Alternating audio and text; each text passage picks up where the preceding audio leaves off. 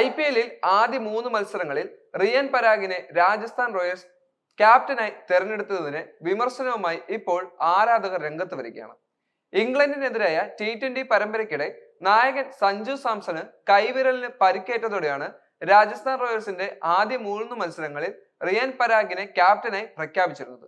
സഞ്ജു തന്നെ സോഷ്യൽ മീഡിയയിലൂടെ ഇക്കാര്യം വ്യക്തമാക്കുകയും ചെയ്തു. തനിക്ക് പകരം നായകനാവാൻ യോഗ്യരായ നിരവധി താരങ്ങളുണ്ടെന്ന് പറഞ്ഞായിരുന്നു സഞ്ജു റിയാൻ പരാഗ് ആയിരിക്കും ആദ്യ 3 കളികളിൽ രാജസ്ഥാനെ നയിക്കുക എന്നും താൻ ബാറ്ററായി മാത്രമായിരിക്കും ഇറങ്ങുകയെന്നും പറഞ്ഞത്. എന്നാൽ റിയാൻ പരാഗിനേക്കാൾ രാജസ്ഥാനെ നയിക്കാൻ എന്തുകൊണ്ടും യോഗ്യനായ മറ്റൊരാളുണ്ട്. ഓപ്പണർ SSC ജയ്സ്വാൾ ആണെന്നാണ് ഒരു നിലപാടിൽ ഒരു വിഭാഗം ആളുകൾ പറയുന്നത്. പരാഗിനെ താൽക്കാലിക ക്യാപ്റ്റനാക്കിയത് നെപ്പോട്ടിസത്തിന് ഉദാഹരണമാണെന്നും ജയ്സ്വാൾ എത്രയും വേഗം നല്ലൊരു PR ഏജൻസിയെ കണ്ടെത്തിയില്ലെങ്കിൽ കരിയർ തന്നെ അപകടത്തിലാകുമെന്നും ആരാധകർ സാമൂഹ്യ മാധ്യമങ്ങളിൽ വളരെയധികം വാക്പോര് പോലെ പറയുകയും ചെയ്തു.